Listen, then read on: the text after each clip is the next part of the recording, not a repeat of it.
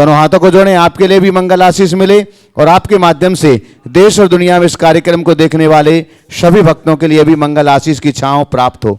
हे महाराज श्री नमोस्तु नमोस्तु नमोस्तु। इच्छामि महाराज जी। हम पूज्यवर मुनि श्री संतान सागर जी महाराज जी के पावन श्री चरणों में शंका समाधान के इस दिव्य सत्र को आगे बढ़ाने के लिए प्रार्थना करते हैं। नमोस्तु महाराज जी। चलते हैं गुरु चरणों में। आज का ये शंका समाधान का सत्र अपन प्रारंभ करें नमोस्तु पूर्वक।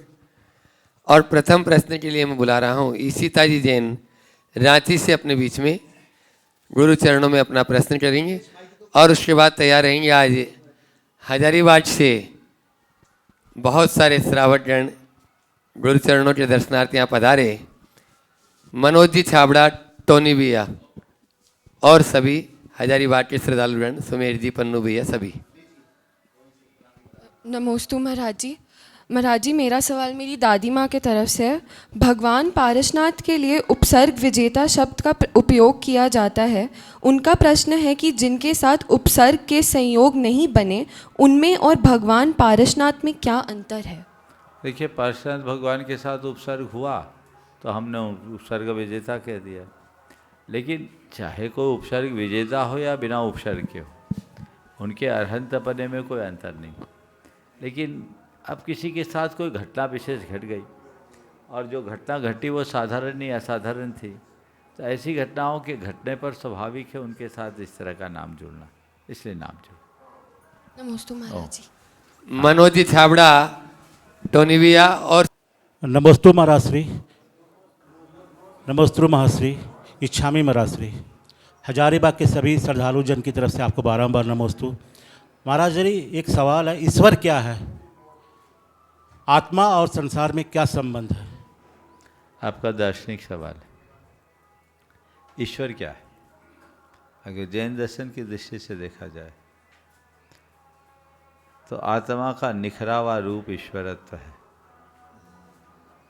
और विकृत रूप का नाम संसारी आत्मा है। जैन धर्म कहता है अप्पा सो परमप्पा। आत्मा और परमात्मा में कोई मौलिक अंतर नहीं। अंतर केवल विकार और निर्विकार पने का है। जब तक हम में विकार है हम आत्मा है, हम निर्विकार होंगे परमात्मा होंगे। जैसे सोने का और सोना, दोनों में कोई मौलिक अंतर नहीं है। अंतर केवल विकृति का है। सोने के ओर को अगर हम प्रोसेस कर ले तो उससे सोना निकल जाता है। परमात्मा सोना है, आत्मा सोने का ओर है। ये जैन दर्शन का दिव्य उद्घोष है। हर आत्मा परमात्मा बन सकता है। तो हम अपने भीतर के विकार से निर्विकारता की ओर बढ़े ताकि अपने अंदर के ईश्वरत्व को प्राप्त कर सके। दूसरा सवाल क्या था? एक और सवाल महाराज श्री कि आज जो पूरे दूसरा आपने पहले दो सवाल किया था। आत्मा और नहीं हो गया, संसार में क्या संबंध? यही चीज़ आगे चलिए। हाँ बोलिए। एक और सवाल था महाराज श्री कि आज जो पूरे विश्व में हो रहा है, जो विश्व युद्ध की तरफ हम लोग बढ़ रहे हैं, इसका भारत पे क्या असर पड़ेगा और इस पर जो हम लोगों को आगे और क्या हम लोग अच्छे से कर सके ताकि इससे हम लोग बचे, भारतीय लोग बचे। युद्ध कहीं भी हो, युद्ध के कभी अच्छे परिणाम नहीं आए।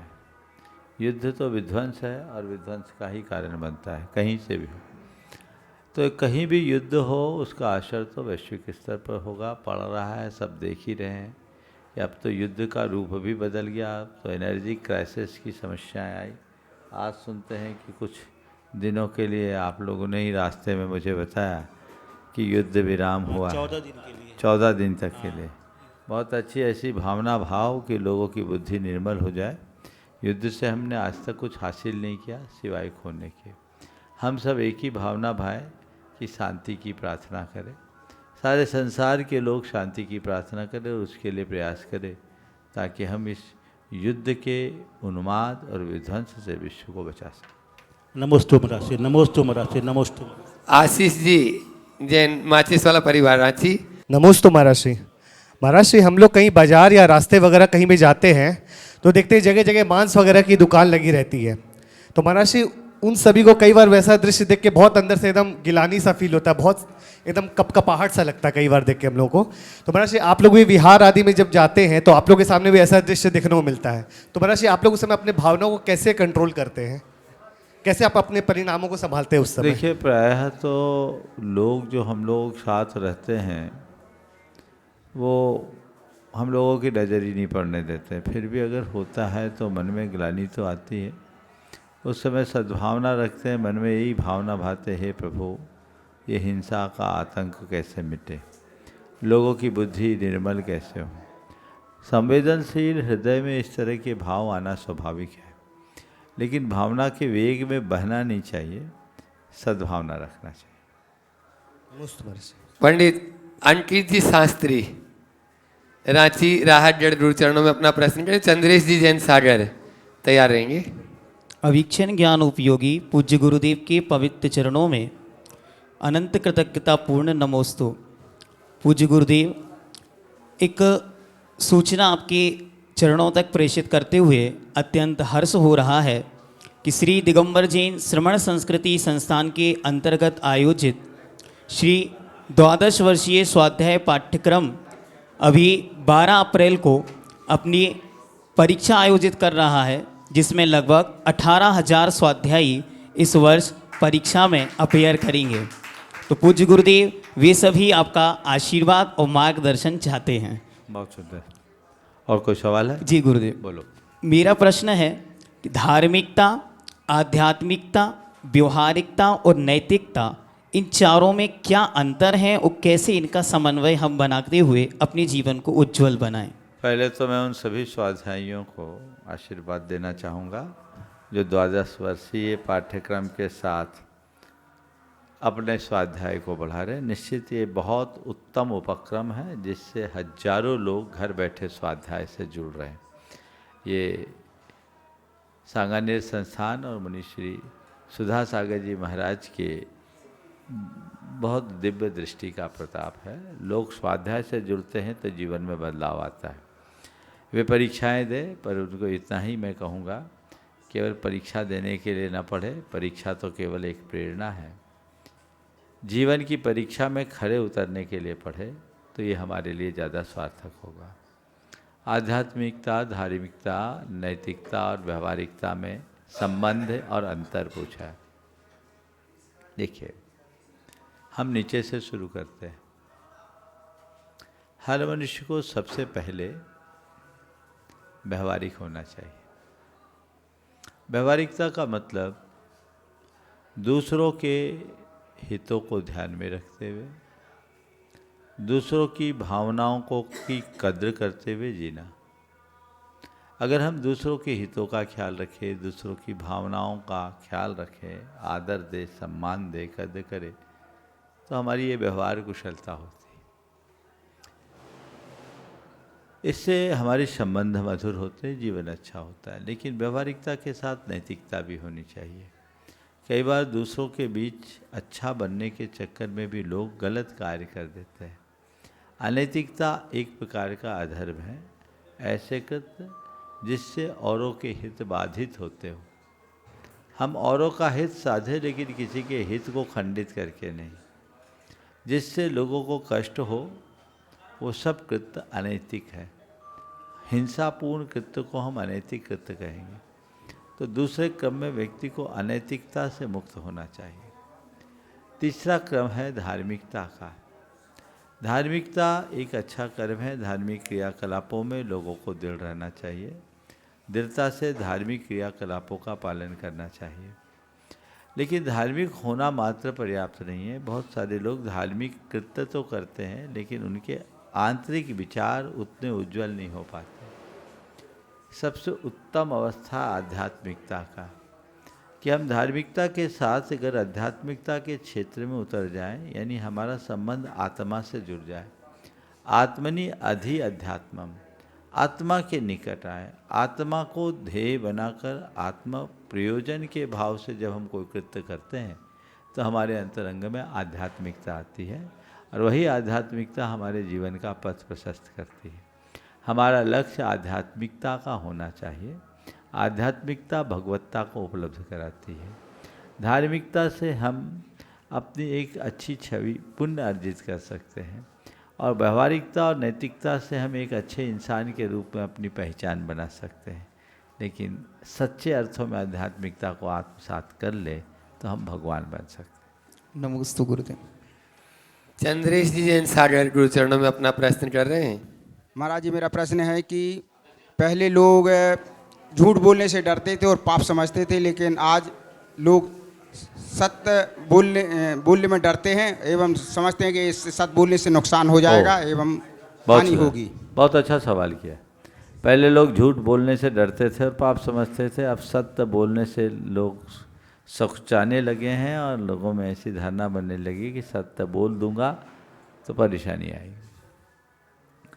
देखिए अंतर क्या आया, पहले लोग अपने हित को देखते थे, अब लोग केवल अपनी खुशी को देखने लगे हैं।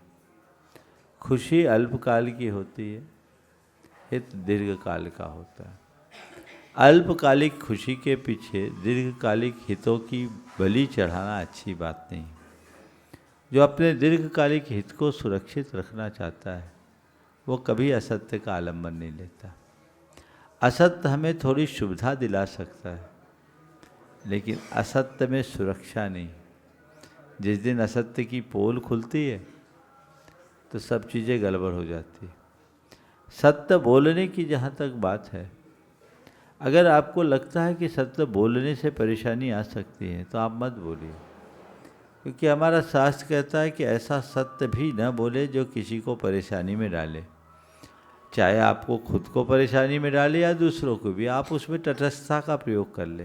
लेकिन असत्य बोलकर शॉर्टकट अपनाने वाला व्यक्ति कभी न कभी उलझन में जरूर फंसता है। अनिमेश ईसा जी जैन ग्रोमी गुणायतन ट्रस्टी। गुरुदेव के चरणों में मेरे और मेरे परिवार की ओर से नमोस्तु नमोस्तु नमोस्तु। गुरुदेव, मेरा प्रश्न ये है कि कई बार हम समाज और व्यापार में जब हम रहते हैं तो हमें कई चीज़ों का दिखावा करना पड़ता है। बड़ा घर, महंगी गाड़ी, अच्छे कपड़े। तो समाज में रहते हुए और व्यापार में रहते हुए क्या इन सब का दिखावा करना हमारी मजबूरी बन गई है और एक स्टेटस का सिंबल बन गया है कि अगर हम ये सब चीज़ नहीं करेंगे तो लोग हमें हल्के में ले लेंगे? तो इन सब से हम बचे कैसे, और अगर यही सब में रहना है तो क्या उपाय सही होना चाहिए? ये हमारी भ्रमपूर्ण धारणा है कि समाज में रहने के लिए ये सब करना जरूरी हो गया। ये सब जरूरी तब है जब हम उनको ये मानते हैं कि इसी में हमें सुख है। लोगों की नज़र में हम बड़े दिखे, लोगों की नज़र में हम अच्छे कहलाएं, लोग मेरा इसी से रिस्पेक्ट करेंगे। जब तक ये धारणा रहेगी आप इसी लाइन में रहोगे जिसका कोई अंत नहीं। वो एक प्रकार की मृगमरीचिका होगी जो जीवन को भटकाते रहेगी। लेकिन जिसे अपने जीवन की असलियत का पता होता है वो कभी इससे भटकते नहीं। वो जानते हैं कि ठीक है, ये तो मृगमरीचिका है, हम जो हैं सो है। मनुष्य की प्रतिष्ठा उसके बाहरी टिपटाप से नहीं होते, उसके आंतरिक चरित्र से होते। कोई व्यक्ति बहुत बड़ा घर रखता हो, बहुत अच्छी गाड़ी रखता हो, लेकिन उसका व्यवहार बड़ा अभद्र हो, उसको कोई लाइक करेगा नहीं। और एक व्यक्ति अत्यंत साधारण हो, साधारण जीवन जीता है, लेकिन बड़ा व्यवहार कुशल हो और गुण और कलाओं से संपन्न हो, तो उसको कोई डिसलाइक करेगा? तो बताओ समाज में स्वीकार्यता किसकी है? जो विनम्र है, छोटा है लेकिन विनम्र। समझ गए? अब देखो हमारे पास क्या है? कुछ नहीं। फिर बताओ हमारा स्टेटस है कि नहीं? बहुत है। किसको ऊपर बिठाते हो? आपको। एक दिन मैंने कहा ये बताओ, अगर मेरे जैसा साधु तुम्हारे घर आ जाए तो क्या करोगे? बोलो। धन्य हो जाएंगे।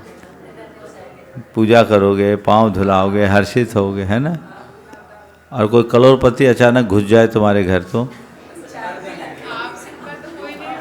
नहीं, अचानक कोई ऐसा व्यक्ति तुम्हारे घर चले जाए, भले वो बड़ा करोड़पति हो, तो बस बैठाएंगे कुछ। अननोन है नहीं तो कुछ नहीं। और साधु किसी अननोन साधु किसी घर चला जाए हाँ। अब बताओ स्टेटस किसका बड़ा? साधु का। सुनो तो मैं बोल रहा हूँ जो बात, 1 करोड़पति है वो होगा अपने घर के लिए, पर मुझे उसकी ज़रूरत नहीं। लेकिन यदि वो चरित्रवान हो और साधारण भी है तो हमारे लिए महान है। तो हमें इन सब चकाचौंध से बचना चाहिए, उससे बिल्कुल भी प्रभावित नहीं होना चाहिए, अप्रभावित रहना चाहिए और अपने जीवन की दिशा को उसी अनुरूप तय करना चाहिए। लेकिन गुरुदेव, व्यवहारिक जीवन में अगर हम व्यापार में हैं, अगर व्यापार कर ये रहे हैं होड़ है, तुमने उसमें सुख मान लिया, ये तुम्हारी मान्यता है, भूल जाओ। जो मेरे पास है मेरे लिए खुश है, मेरे लिए पर्याप्त है, मेरा अपना काम चल रहा है। यदि मैं साधारण गाड़ी में भी चल रहा हूँ तो मेरी ज़िंदगी अच्छी चल रही है। दूसरों की महंगी गाड़ी के चक्कर में मैं अपनी रात की नींद क्यों खोऊं? मैं आराम से चलूं। मैं एक बात पूछता हूँ, एक आदमी ब्रांडेड जूता पहना है और जूता उसके पाँव को काट रहा है, दूसरा आदमी नंगे पाँव चल रहा है, बताओ दोनों में सुखी कौन है? जो नंगे पाँव चल रहे हैं। तो फिर जूते की तरफ ध्यान क्यों दे रहे हो?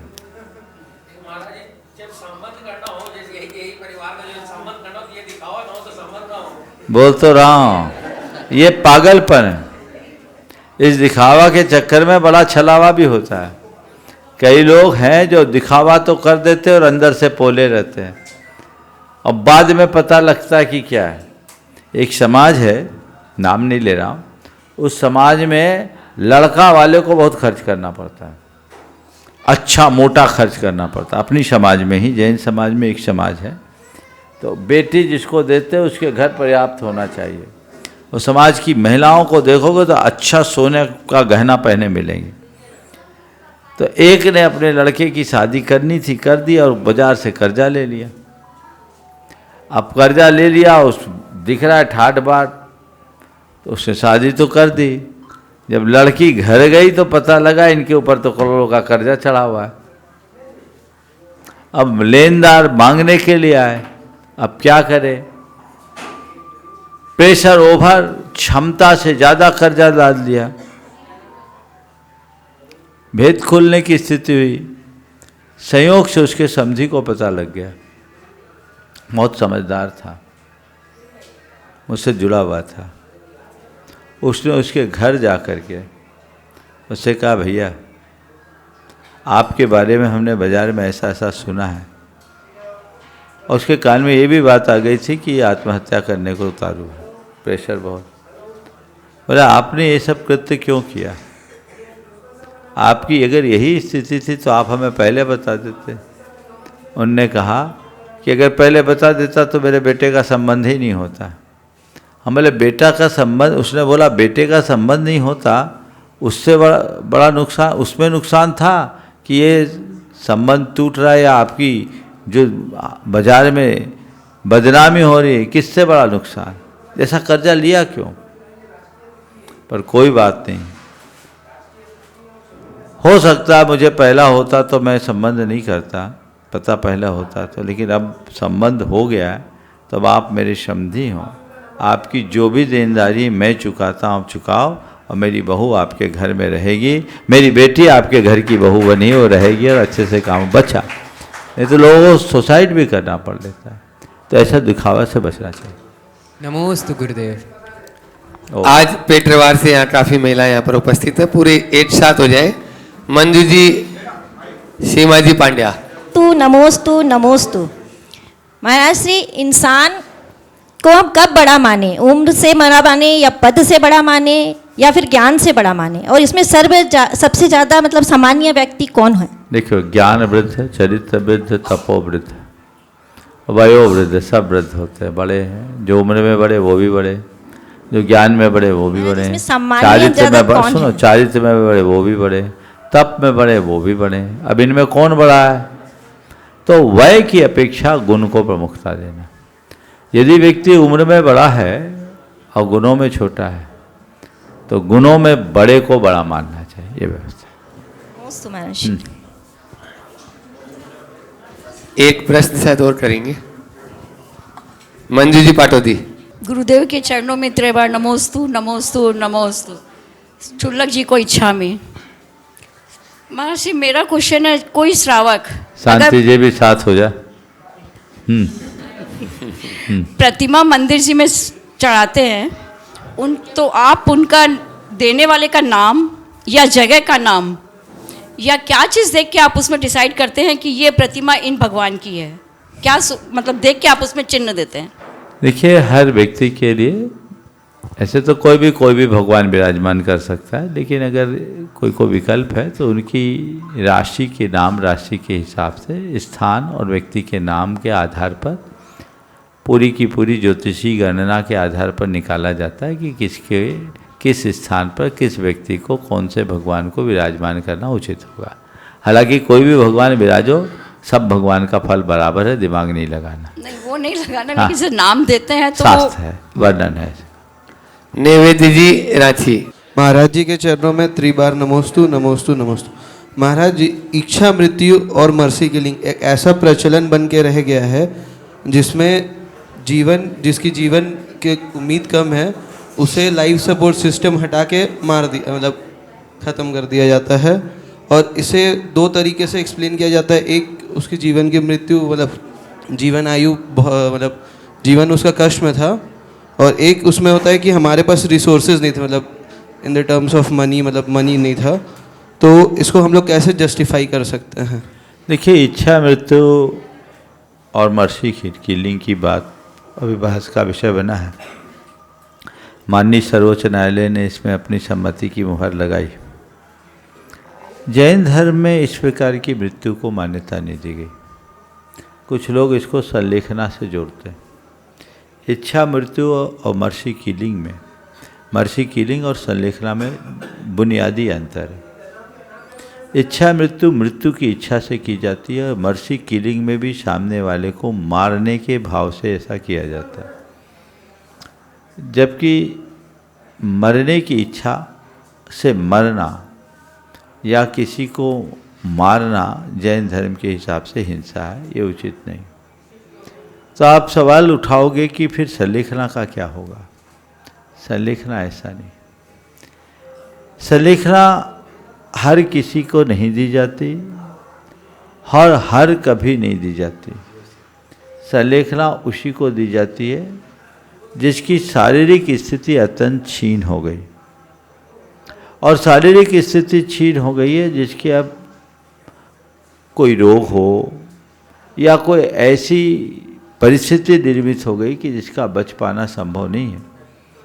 तो शरीर की नश्वरता और आत्मा की अमरता को पहचान कर शरीर के मोह को छोड़ते हुए धीरे धीरे धीरे धीरे भोजन पानी आदि को कम करते हुए अपने काया और कषायों को कृश करना, कम करना, कमज़ोर बनाना, छीन करना और क्षमतापूर्वक देह परिवर्तन करना, इसको बोलते हैं संलेखना। तो संलेखना में न जीने की इच्छा होती न मरने की इच्छा। अब मेरा शरीर क्षीण हो गया तो अब हम शरीर को अतिरिक्त रूप से पोषण नहीं देंगे। धीरे धीरे धीरे धीरे शरीर की रिक्वायरमेंट कम होते जाती है, शरीर की शुद्धि होते जाती है और बड़े उमंग के साथ शरीर का त्याग होता है। जीने की इच्छा और मरने की इच्छा संलेखना का दोष है, अतिचार है, इससे बचना चाहिए। लेकिन ये जो मर्सी किलिंग है या इच्छा मृत्यु है, हमारी अब जीने से हम उकता गए और इच्छा मृत्यु कर लें, ऐसा नहीं है। यदि आपके पास जीवन के साधन है तो आप कर सकते हैं। मर्सी किलिंग अब हम अफोर्ड नहीं कर पा रहे या बीमारी ठीक नहीं कर पा रहे तो कर ले, तो उसके लिए ऐसी किलिंग करने की जगह हम धीरे धीरे संलेखना के प्रोसेस को अपना ले तो हत्या के पाप से भी बचेंगे और वह जीव सदगति को भी प्राप्त। प्रदीप जी टाला। पहले विक्रम। हाँ, विक्रम जी टाला गुरु चरणों में अपना प्रश्न कर रहे हैं, फिर प्रदीप जी टाला। नमोस्तु महाराज श्री। आपकी कोई भी छोटी बात से ज़िंदगी में कई महत्वपूर्ण परिवर्तन आ जाते हैं, तो कोई बढ़िया ऐसा कुछ बताइए जो हम लोग के आर्ट ऑफ लिविंग में काम आए और आगे की ज़िंदगी और बेहतर बने। छोटी बात से बड़ा परिवर्तन, आपने पूछा कोई ऐसा काम बताएं, बात बताएं जो आर्ट ऑफ लिविंग बन जाए और आगे के जीवन के लिए काम में आए। देखिए, मैं बहुत ज़्यादा बात तो अभी नहीं बताऊंगा, लेकिन एक ही बात कहता हूँ, अपने जीवन में एक सूत्र अपनाएं जो जीवन को आनंदित करेगा। वह है हम हर क्षण अपने आप को सकारात्मक बनाने का अभ्यास करें। ये लोक और लोकोत्तर दोनों जीवन के लिए बहुत उपयोगी है। यदि हमारे अंदर की सकारात्मकता विकसित होती है तो हमारे जीने का मजा ही कुछ और होता है। तो हर पल हम इस बात को ध्यान में रखें कि हमें सकारात्मक रहना, हमें सकारात्मक रहना है। यदि ऐसा दृष्टिकोण अंतरंग में विकसित हो तो हमारा रास्ता प्रशस्त हो। प्रदीप जी काला। योगेश भी पूछेंगे। नमस्ते महाराज जी। महाराज जी, हमारी शिक्षा प्रणाली तो बहुत उच्च हो रही है देश में, लेकिन देश में इतने शिक्षा प्राप्त करने के बाद भी जो रिजल्टेंट है, नैतिकता है और जो उसका प्रभाव है, वो थोड़ा चीज़ों को उनके अध्ययन के माफिक कम कर देता है और गुणवत्ता का बहुत अभाव हो रहा है चीज़ों में, हर जगह देखा जा रहा है। तो ये बहुत ज़्यादा मेरे को महसूस, इसका एक ही कारण है, शिक्षा तो है, संस्कार नहीं। हम बौद्धिक विकास की तरफ तो ध्यान दे रहे हैं, भावनात्मक विकास को अनदेखा कर रहे हैं। जब तक हम उस तरफ ध्यान नहीं देंगे, बदलाव नहीं आए। प्रदीप जी काला रांची, प्रवक्ता गुणायतन, गुरु चरणों में अपना प्रश्न कर रहे हैं और तैयार हैं संजय रूबी जी सेठी साड़म। अच्छा, प्रकाश जी गोदा रांची। नमस्ते गुरुदेव, नमस्ते गुरुदेव। बहुत उमंग हो रही है, बहुत हर्ष हो रहा है। गुनायतन में 18 तारीख को जैनेश्वरी दीक्षा होगी, तो मैं जानना चाहता हूँ, पूरे देश से लोग वहाँ पर आएंगे, इकट्ठा होंगे, तो मेरे मन में ये इच्छा हो रही है कि जब मैं उसे अटेंड करूँ तो मेरे मन में क्या भाव रहना चाहिए, और इस कार्यक्रम को जो आपके सानिध्य में संपन्न होने जा रहा है, तो जब मैं इस कार्यक्रम को देखूं तो मुझे क्या पुण्य मिलेगा और इसका क्या फल होगा, ये जानना चाहता हूँ। बहुत अच्छी बात है। निश्चित रूप से पूरा देश इस कार्यक्रम के लिए उत्साहित है और हजारों की तादाद में लोग आएंगे। लोग अपनी अपनी अनुकूलता के अनुसार आने का मन भी बना रहे हैं। आपने पूछा उस कार्यक्रम को देखते समय हमारे क्या भाव है।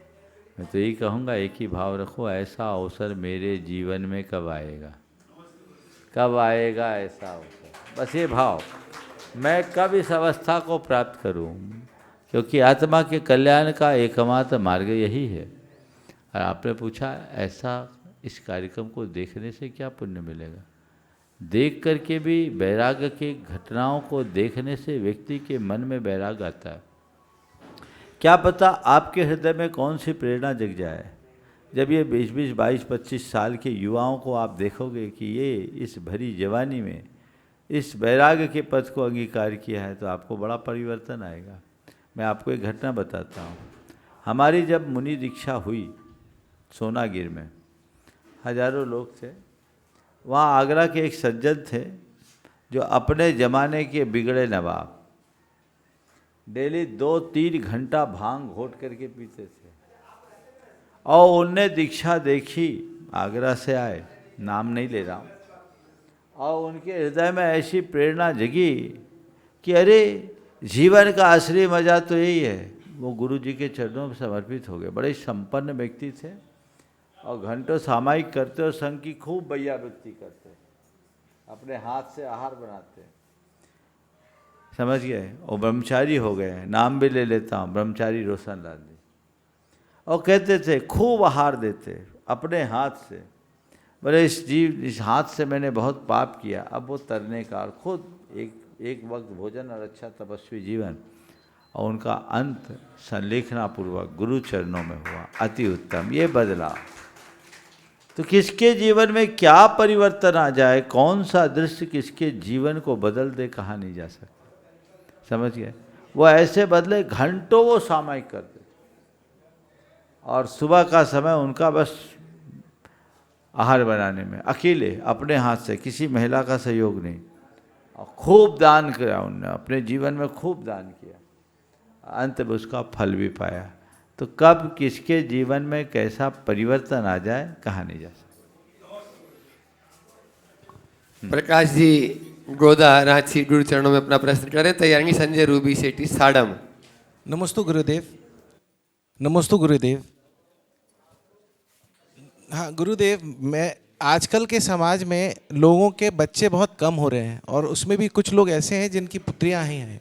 उन लोगों को अपना घर या प्लानिंग कैसे करना चाहिए लाइफ का?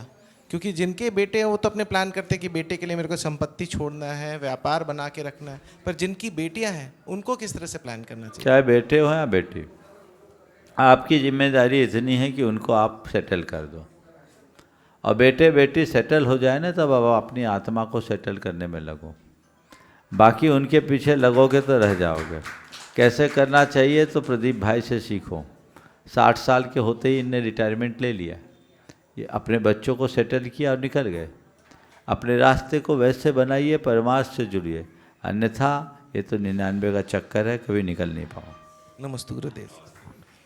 संजय रूबी सेठी साडम गुणायतन ट्रस्टी गुरु चरणों में अपना प्रश्न करें। और जिनका प्रश्न रोज रोज रह जाता है, शुल्लक जी को इच्छा में। गुरुदेव, मेरा प्रश्न ये है कि व्यक्ति हमेशा दूसरों का मूल्यांकन करता रहता है और दुखी होता है, इससे कैसे बचा जाए? जब तक दूसरों को देखोगे तो दुखी हो गई। अपने अनुभवों को देखो, दूसरों के देख का मूल्यांकन करने की जगह खुद की मूल्यांकन की कला सीखो। नमस्ते गुरुदेव। नमस्ते। ब्रह्मचारी सुनीता दीदी। गुरुवर के चरणों में नमोस्तु, मुनिवर के चरणों में नमोस्तु, छुल्लक जी के चरणों में इच्छा में। महाराज जी, अगर जीभ में चोट लग जाती है तो वो तो बड़े जल्दी ठीक हो जाती, लेकिन अगर जो हमने बोला और वो किसी को चोट लग जाती है तो वो भावांतरों तक बैर चलता है। बैर चलने के साथ साथ हमें तो पता नहीं लगता कि हमने क्या बोल दिया, हंसी में, मजाक में, कुछ भी, लेकिन अगर वो बात हमें घर कर जाए या मेरे वचनों से दूसरे को वो घर बना के रह जाए, ऐसा बोला था मैं इसका बदला लूँगा, तो उस समय हमें अपने परिणामों को कैसे संभालना चाहिए, या जो हमने सामने वालों को बोल दिया है तो उसमें हमें क्या परिवर्तन करना चाहिए? देखिए, पहली बात तो यह है कि बोलने से पहले हमें तोलना चाहिए। कभी ऐसे वचन बोलो ही नहीं जो किसी को चुभे। हमारी वाणी में मिठास होना चाहिए, वाणी में लोच होना चाहिए, और हमारी वाणी कभी ऐसी न हो जिससे किसी की प्रतिष्ठा धूमिल हो और किसी की भावनाएं आहत हो। उसके प्रति हमारा बहुत गहरा ध्यान होना चाहिए। फिर भी कदाचित भूलवश, प्रमादवश या स्खलनवश कोई शब्द निकल जाए, तत्काल क्षमा मांग लो। सामने वाले से तुरंत क्षमा मांग लो कि हमारा ऐसा आशय नहीं था, मेरे शब्दों को न पकड़ करके मेरे आशय को पकड़ो, मुझे क्षमा करो, आपको दुख हुआ, हम नहीं चाहते थे कि दुखी करना। हालांकि गलत बोल करके क्षमा मांगने से अच्छा है कि पहले ही ऐसा बोलो कि क्षमा मांगना ही ना पड़े। और फिर यदि किसी को हमने बोल दिया और वो क्षमा करने को राजी नहीं है, निश्चित रूप से गांठ गहरी बनती है और बहुत भयावह होती है। उसके परिणाम भवांतरों तक चलते हैं। अब ये सामने वाले पर निर्भर करता है कि आपको वो क्षमा करता है या बात को पकड़ कर रखता है। यदि उसने क्षमा कर दी तब तो ठीक है, और पकड़ करके बैठा तो बहुत खतरनाक हो जाए। उसमें क्या करना चाहिए? समता रखनी चाहिए, भावना भानी चाहिए कि वो मुझे क्षमा करे। और जब पता ही नहीं चले कि हमने क्या बोला, इसलिए बोलने से पहले तो पता लगे कि हमें क्या बोलना है। चलो महाराज जी, हमारे दोनों परिवार का बारंबार नमोस्तु, कत्था वाला परिवार का, वांसा वाला परिवार का, दोनों परिवारों का नमोस्तु गुरुदेव आपके चरणों में। पंकज जी, नीतू जी, पाटोदी साडम गुरु चरणों में अपना प्रश्न कर रहे हैं। नमोस्तु माँ से। नमोस्तु माँ से। महाराज से मेरा बहुत छोटा सा क्वेश्चन है। महाराज से हम किस पर विश्वास करें? किस पर विश्वास करें? खुद पर, अपनी आत्मा पर। भीतर अपने पर विश्वास और बाहर देव गुरु धर्म पर विश्वास। बाकी और कोई विश्वास के पात्र नहीं है। हाँ, लोग व्यवहार में भरोसा कर सकते हो, लेकिन उन पर विश्वास मत करना। विश्वास का मतलब है कि तुम किसी के विश्वास में कर लो कि ये सब हो जाएगा, धोखा खाओगे। कोई कुछ करता नहीं या कुछ करेगा, ये विश्वास भ्रमपूर्ण विश्वास। जो कुछ होगा वो मेरे कर्म के योग से होगा, ये सच्चा विश्वास है। कर्म सिद्धांत पर विश्वास करो, देवगुरु धर्म पर विश्वास करो, रास्ता तब प्रशस्त होगा। नमस्ते। अर्चना जी बेनाडा कोलकाता गुरु चरणों में अपना प्रश्न करें, तैयार रहेंगे। पुष्पा जी सोडानी जयपुर। नमोस्तु महाराज जी, नमोस्तु महाराज जी, इच्छा में महाराज जी। महाराज जी, नेगेटिव इमोशन से कभी भी पॉजिटिव थॉट्स नहीं आ सकते, और ये पॉजिटिव इमोशंस को नेगेटिव इमोशंस बनने में टाइम नहीं लगता है। तो महाराज जी, ये नेगेटिव इमोशंस नहीं आए उसके लिए हम क्या करें? नकारात्मक भावनाएं प्रकट ना हो उसके लिए क्या करें? हर पल सकारात्मक भावनाएं भाव। पहली बात, अगर हम अपने आप को सकारात्मकता से भर करके रखेंगे तो नकारात्मक भावनाएं कम होगी। दूसरी बात, यदि कदाचित नकारात्मक भावनाएं आती है तो उसका प्रतिक्रमण करो और उसके साथ प्रत्याख्यान करो कि हम उसकी पुनरावृत्ति से बचेंगे। दोबारा कभी हो तो उसके लिए अपने मन ही मन निंदा गहरा करें, उसके प्रति जागरूक हो, पहला काम। दूसरी बात, जिससे हमारे सकारात्मक विचारों की पुष्टि हो ऐसे लोगों का संपर्क करें, उनका सत्संग करें। तीसरी बात, ऐसा साहित्य पढ़े जो हमारे अंदर सकारात्मकता को पुष्ट करता हो। और चौथी बात, हम ऐसे लोगों से सुरक्षित दूरी रखें जिनके कारण नकारात्मकता बढ़ती हो। नमोस्तु महाराज जी। पुष्पा जी सोडानी गुरु चरणों में अपना प्रश्न कर रही हैं जयपुर से। अंजू जी गुड़गांव, तैयार रहें। दोनों गुरुवरों के चरणों में कोटि कोटि प्रणाम। छुल्लक जी महाराज के चरणों में इच्छा में। महाराज श्री, जब तीर्थंकर भगवान का जन्म होता है उस समय कहते हैं कि तीनों कालों में, यहाँ तक कि नरक के नारकियों को भी है ना कुछ क्षण के लिए शांति मिलती है। तो क्या पांचों कल्याण के अंदर ही ऐसे होता है क्या? लिखा है, नारका अपि मोदन्ते यस्य कल्याण परवशो।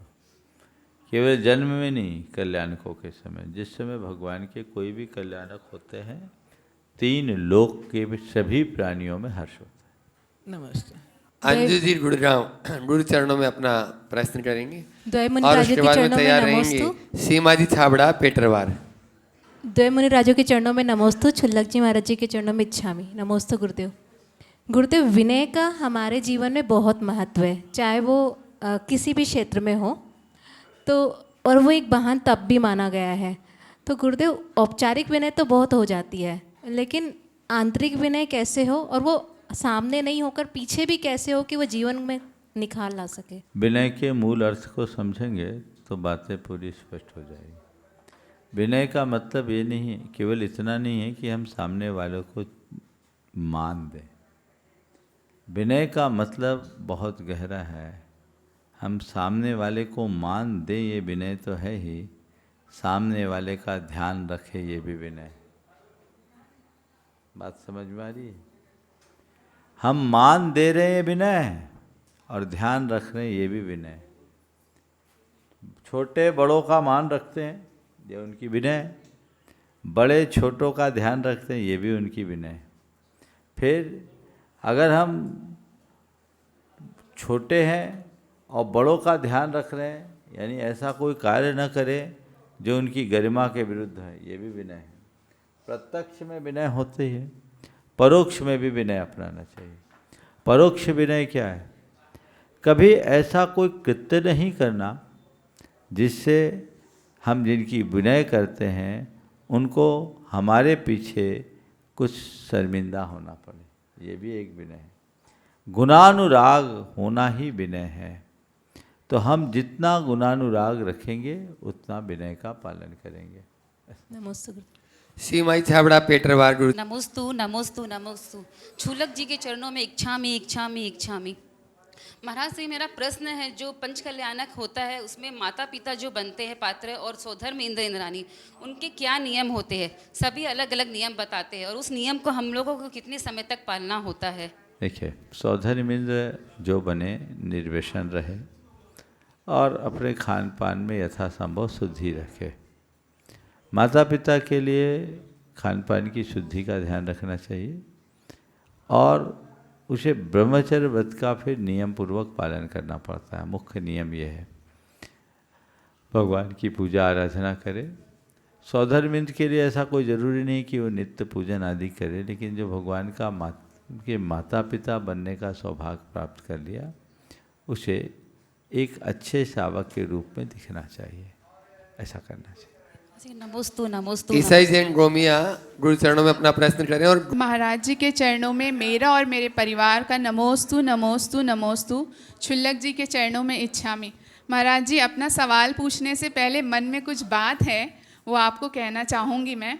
मुझे नहीं पता कि ये मेरा पुण्य है या मेरे बच्चों का, पर मेरे बच्चों पर जो आपका आशीष, वात्सल्य और आशीर्वाद है महाराज जी, वो सदा यूं ही बना रहे महाराज जी। महाराज जी, मेरा सवाल ये है कि मधुमक्खी जो होती है महाराज जी, वो अपने साथ डंक भी लेकर के चलती है और शहद भी लेकर के। महाराज जी, व्यावहारिक जीवन में हमको कैसा रहना चाहिए? मतलब जिसके साथ वैसा ही व्यवहार करना चाहिए या हमेशा शहद ही बिखेरते रहना चाहिए? देखो, आपने पूछा है हम मधुमक्खी की तरह जिएं, शहद बिखेरे या डंक। पहले तो मधुमक्खी को समझो। मधुमक्खी अपना काम करती है, शहद का संग्रह करती है, अपने पास रखती है। वो दूसरों को तब तक परेशान नहीं करती जब तक कोई उसे छेड़ता नहीं। तो इस अर्थ में देखा जाए तो हमें मधुमक्खी जैसा जीवन जीने में कोई एतराज़ नहीं है, ऐसा जीना चाहिए। अपना काम करो और दो तो मधुरता दो, डंक देने की नौबत ना आए। लेकिन स्वाभाविक है जब मधुमक्खी पर ही खतरा आएगा तो वो डंक मारेगी जी। लेकिन मैं थोड़ा एक दूसरा उदाहरण देना चाहता हूँ। मधुमक्खी डंक मारे या शहद दे, मधुमक्खी बैठती है तो बड़ी तकलीफ होती है। अगर मधुमक्खी की जगह भौरे जैसा स्वभाव बना लिया जाए तो ज़्यादा अच्छा होगा। भौरा फूल का रस लेता है, चूसता है, जल्दी किसी को काटता नहीं। लेकिन जिस समय रस चूसता है ना, उससे फूल और ज़्यादा खिल जाता है। और भौरा रस चूस कर एक फूल से दूसरे फूल में बैठता है तो फूल की संतति को बढ़ाने का भी काम करता है। बस हमारा जीवन भौरे जैसा हो कि हम जिसके साथ रहें उसका हृदय खिले और हमारी संस्कृति बढ़े, संतति बढ़े। मधुमक्खी जैसी दशा हमारी कभी ना हो। हम जीवन में सौंदर्य और रस को बढ़ाएं, खुद को सुरक्षित रखें, औरों को शक्तिशाली बनाएं। नमोस्तु महाराज। रीवा से अपने बीच में गोल्डी भैया, साथ में जीतू भैया, कोलकाता, सन्नी, जबलपुर, सभी वहीं पहुंच जाए। नेविद भाई, जितने भी बिहार टीम, विक्की। उन पापों की निर्जरा कैसे करें? जाने अनजाने में होने वाले पापों की निर्जरा के लिए क्या करें? दो काम करें। रोज प्रतिक्रमण करें, अपने पापों के प्रति ग्लानि का भाव रखते हुए मन ही मन क्षमा याचना करें कि मेरे ज्ञात अज्ञात भावों के द्वारा जिस किसी का भी दिल दुखा हो, कष्ट पहुंचा हो, मैं उन सभी से क्षमा मांगता हूं। सभी मुझे क्षमा करें और अपने दोषों की निंदा ग्रह करें। हमारे पाप के निर्जरा का एक कारण हो सकता है। दूसरी बात, हम जितना बन सके भगवान का नाम लें। भगवान का स्मरण भी कर्म निर्जरा का एक बड़ा कारण है, हमें वो प्रयास करना चाहिए। तीसरी बात, जितना बन सके शक्ति के अनुसार तप करें। तपसा निर्जरा च, तपस्या के बल पर निर्जरा होती है, क्योंकि 24 घंटे हमसे अनवरत पाप तो होता ही रहता है। अनवरत होने वाले पापों की निर्जरा के लिए यही एक रास्ता है। नमोस्तु। और कोई को? गुरु चरणों में। हाँ, जीतू कोलकाता से। नमोस्तु गुरुदेव, नमोस्तु गुरुदेव। जो हम कर्म करते हैं, किसी कारणवश ये कर्म बन जाते हैं, तो ये कर्मों की अवधि कितने दिन तक रहती है? भाव भावांतर होता। एक पल में बांधा गया कर्म अनेक भावों तक अपना पीछा नहीं छोड़ता। शास्त्र के हिसाब से अगर देखा जाए तब मिथ्यात्व की स्थिति 70 कोड़ा कोड़ी सागर वर्ष तक हो सकती, माने असंख्य वर्ष। इसलिए कृत कर्म को भोगने के लिए कभी भी कुछ भी स्थिति बन सकती है। अपने किए कर्मों के प्रति जागरूक रहना चाहिए और अपने जीवन की दिशा को उसी अनुरूप बनाना चाहिए ताकि हमारा कर्म ठीक रह सके, अपने जीवन को आगे बढ़ा सके। आगे के सवाल नमोस्तु गुरु। इसी के साथ संकट समाधान के सत्र को विराम देते हैं। जब गुरु आचार्य गुरुवर्षी विद्यासागर जी महामुनिराज की, पूज्य मुनिवर्षी प्रमाण सागर जी महाराज की